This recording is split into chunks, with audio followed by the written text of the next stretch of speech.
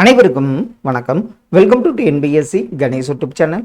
Friends, இந்த video பதிவில் நம்ம 8ஆம் வகுப்பு புவியியல் இடர்கள் இந்த பாடத்திலிருந்து முக்கியமான 60 வினாக்கள் என்னங்கிறத பார்த்துடலாம்.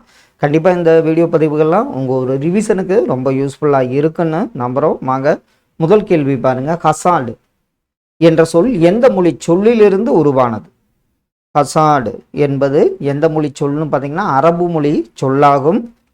உயிர் மற்றும் உடைமைகளுக்கு அச்சுறுத்தலை விளைவிக்கக்கூடிய நிகழ்வின் பெயர் என்ன?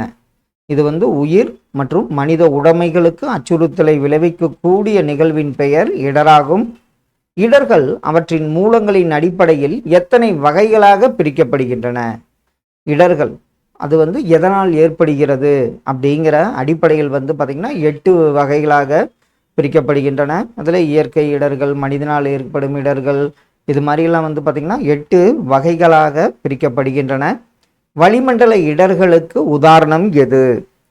இதில் வளிமண்டல இடர்களுக்கு உதாரணமாக உள்ளது ஆப்ஷனில் பார்த்திங்கன்னா சூறாவளி தான் வளிமண்டல இடர்களுக்கு உதாரணமாகும். நிலவியல் சார்ந்த இடர்களுக்கு ஒரு சான்று தருக. ஜியாலஜிக் ஹசார்ட்ஸ், நிலவியல் சார்ந்த இடர்களுக்கு ஆன்சர் சரிதான், சுனாமி என்பது சரியான ஒன்று. ஹைட்ராலஜிக்கல் இடர் என்பது எதனுடன் தொடர்புடையது? ஹைட்ராலஜிக்கல் அப்படின்னாவே நீருடன் தொடர்புடைய இடராகும். பின் வருவனவற்றுள் எது மனிதனால் தூண்டப்பட்ட இடர் கிடையாது? இதில் பார்த்தீங்கன்னா நிலநடுக்கம், இது மனிதனால் தூண்டப்பட்ட இடர் கிடையாது. சாலை விபத்து, தொழிற்சாலை விபத்து, அணைக்கட்டு உடைதல், இதெல்லாம் மனிதனால் தூண்டப்பட்ட இடர்களாகும். புவியின் உள்ளே திடீரென ஏற்படும் அதிர்வு எவ்வாறு அழைக்கப்படுகிறது? புவியின் உள்ளே திடீரென ஏற்படும் அதிர்வு தான் நிலநடுக்கம் என்று அழைக்கப்படுகிறது. நிலநடுக்க அலைகளை பதிவு செய்யும் கருவியின் பெயர் என்ன? நிலநடுக்கம் இது எவ்வளவு பதிவாயிருக்கு அப்படின்னு ரிக்டர் அளவுகோலில் நியூஸில் பார்த்துருப்போம். அந்த கருவியின் பெயர் சீஸ்மோகிராஃப் என்பதாகும். இந்தியாவின் நிலநடுக்க மண்டலங்கள் எத்தனை பிரிவுகளாக பிரிக்கப்பட்டுள்ளன? இந்தியாவில் நிலநடுக்கம் இந்தியாவில் எந்தெந்த பகுதிகள் ஏற்படும்னு பிரிச்சிருக்காங்க. அது 4 பிரிவுகளாக பிரிக்கப்பட்டுள்ளன. சுனாமி என்ற சொல் எந்த மொழி சொல்லாகும்? இது அடிக்கடி பார்த்துருக்கோம். இது ஒரு ஜப்பானிய சொல் தான், சுனாமி என்பதாகும். இந்திய பெருங்கடலில் சுனாமி ஏற்பட்ட நாள் எந்த நாள்? இந்திய பெருங்கடலில் பார்த்திங்கன்னா 2004 டிசம்பர் 26 தான் சுனாமி ஏற்பட்டது. அதிக கனமழையினால் ஆறுகளின் கரையை தாண்டி நீர் பாய்வது, அதற்கு பெயர் தான் வெள்ளம் என்று அழைக்கப்படுகிறது. திடீர் வெள்ளம் ஏற்பட முக்கிய காரணம் என்ன? திடீர் வெள்ளம் இது ஏற்பட முக்கிய காரணம் பார்த்திங்கன்னா மேகவெடிப்பு நிகழ்வதால் ஒரு நாள் 2 நாள் தொடர்ந்து மழை பெய்யும். அப்போ தான் பார்த்திங்கன்னா திடீர் வெள்ளம் ஏற்படுகிறது. சூறாவளிகள் வட அரைக்கோளத்தில் எந்த திசையில் சுழல்கின்றன? சூறாவளிகள் வட அரைக்கோளத்தில் பார்த்திங்கன்னா கடிகார திசைக்கு எதிர் திசையில் சுழல்கின்றன. வறட்சி எத்தனை முக்கிய வகைகளாக பிரிக்கப்படுகிறது? வறட்சிங்கிறது பார்த்திங்கன்னா 3 முக்கிய வகைகளாக பிரிக்கப்படுகிறது. மழைப்பொழிவு நீண்ட காலம் குறைவாக இருக்கும் நிலை, அது ஆப்ஷனில் சரிதான். அதில் மழைப்பொழிவு இல்லைன்னா என்னாகும்? ஒரு வானிலை வறட்சி ஏற்படும். மண் மற்றும் பாறைகள் சரிவை நோக்கி நகர்வதற்கு பெயர் தான் நிலச்சரிவாகும். நிலச்சரிவு ஏற்பட முக்கிய இயற்கை காரணி எது? நிலச்சரிவு ஏற்பட மிக முக்கிய இயற்கை காரணியாக உள்ளது மழை பொழிவாகும். பனிச்சரிவு எங்கு அதிகம் காணப்படுகிறது? பனிச்சரிவு பார்த்திங்கன்னா மலைப்பகுதிகளில் தான் பனிச்சரிவு அதிகம் காணப்படுகிறது. இடி மற்றும் மின்னல் எவ்வகை மேகங்களுடன் தொடர்புடையது? இடி மற்றும் மின்னல் இந்த மேகங்கள் பார்த்திங்கன்னா கார்முகில் மேகத்துடன் தொடர்புடையது. காற்றில் ஈரப்பதம் மிக குறைந்து வெப்பநிலை அதிகமாக இருக்கும் போது ஏற்படுவது என்ன? காற்றில் ஈரப்பதம் மிக குறைந்து வெப்பநிலை அதிகமாக இருக்கும்போது ஏற்படுவது காட்டு தீயாகும். ஒரு குறிப்பிட்ட பகுதியில் பரவும் தொற்று நோயை எவ்வாறு அழைக்கலாம்? இது நம்ம பேண்டமிக்னு அந்த இதில் பார்த்த ஒரு குறிப்பிட்ட பகுதியில் பரவும் தொற்று நோயை எவ்வாறு அழைக்கலாம்னா எபிடமிக் அப்படின்னு அழைக்கலாம். உலகை அச்சுறுத்திய COVID-19 எவ்வகை இடர்? இதெல்லாம் பார்த்தீங்கன்னா ஒரு உயிரியல் இடர். உலகை அச்சுறுத்திய COVID-19 என்பது ஒரு உயிரியல் இடராகும்.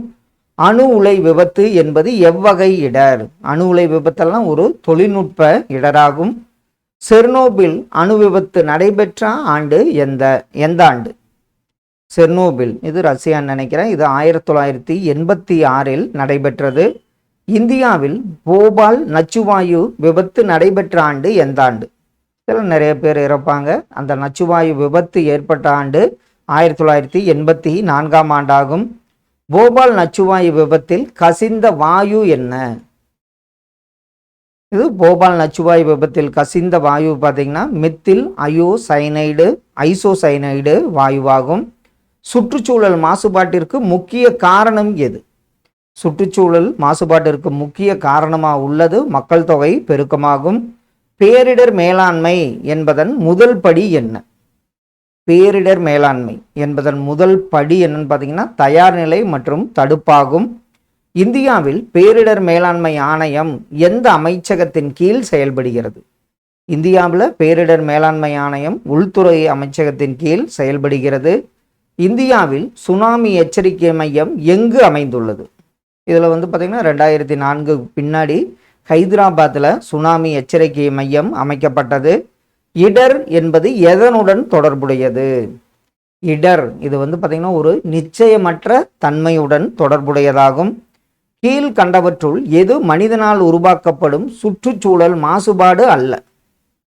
இதில் பார்த்திங்கன்னா எரிமலை வெடிப்பு இது மனிதனால் உருவாக்கப்படுவது கிடையாது. இது ஒரு சுற்றுச்சூழல் மாசுபாடாக இயற்கையால் ஏற்படுத்தப்படுகிறது. நிலநடுக்கத்தின் தீவிரத்தை அளக்க உதவும் அளவுகோல் என்ன? அது ரிக்டர் அளவுகோல் மற்றும் மெர்கலி அளவுகோல் ஆகும்.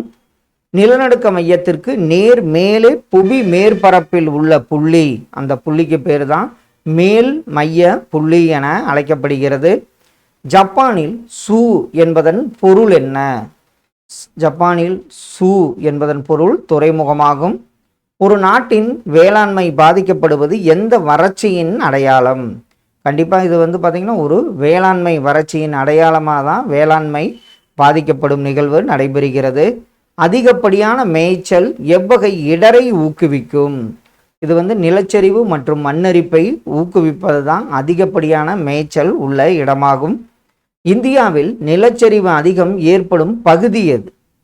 இதில் இமயமலை பகுதிகளில் தான் அதிகப்படியான நிலச்சரிவு ஏற்படுகிறது.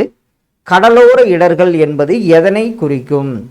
இதில் இந்த மூன்றுமே கடலரிப்பு, சுனாமி, கடல் நீர் உட்புகுதல் இவை அனைத்துமே கடலோர இடர்களுக்கு உதாரணங்களாகும். அமிலமழை பெய்ய காரணமான இருக்கும் வாயுக்கள் யாவை? எந்தெந்த வாயுக்கள் அமிலமழை ஏற்படுத்துகிறதுனா கார்பன் டை ஆக்சைடு மற்றும் நைட்ரஜன் ஆக்சைடு ஆகும். புவி வெப்பமடைதலுக்கு முக்கிய காரணம் என்ன?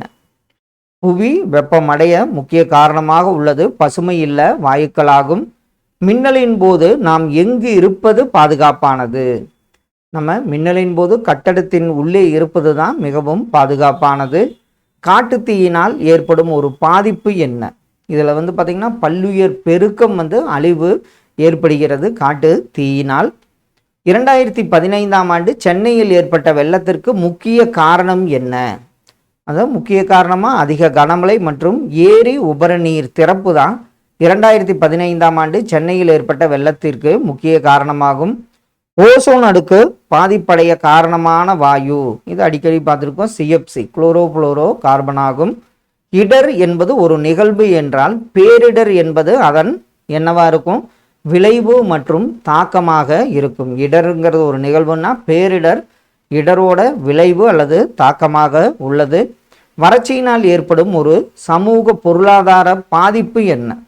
வறட்சி ஏற்பட்டால் உணவு பற்றாக்குறை ஏற்படும், வறுமை ஏற்படும், அதனால் இடம்பெயர்வு நிகழ்கிறது. இவை அனைத்தும் சரியான ஒன்று. இந்தியாவில் சுனாமி எச்சரிக்கை மையம் எந்த ஆண்டு நிறுவப்பட்டது? 2007 ஆண்டு சுனாமி எச்சரிக்கை மையம் நிறுவப்பட்டது. பிளாஸ்டிக் கழிவுகள் எவ்வகை மாசுபாட்டை அதிகம் ஏற்படுத்துகின்றன? பிளாஸ்டிக் கழிவுகள் நீர் மற்றும் நில மாசுபாட்டை அதிகம் ஏற்படுத்துகின்றன. நிலநடுக்க மண்டலம் 5 ஜோன் 5 எதனை குறிக்கிறது? நிலநடுக்க மண்டலம் ஜோன் 5ங்கிறது மிக அதிக பாதிப்பை குறிக்கிறது. நிலத்தடி நீர்மட்டம் குறைவது எந்த வறட்சியின் வகை? இது நிலத்தடி நீர்மட்டம் குறைவதுங்கிறது நீரியல் வறட்சியின் வகைகளில் ஒன்று. பேரிடர் அபாய குறைப்பு நாள் எப்போது? அந்த நாள் பேரிடர் அபாய குறைப்பு நாள், international day for disaster reduction, எப்பன்னு பார்த்தீங்கன்னா அக்டோபர் 13 அன்று அனுசரிக்கப்படுகிறது.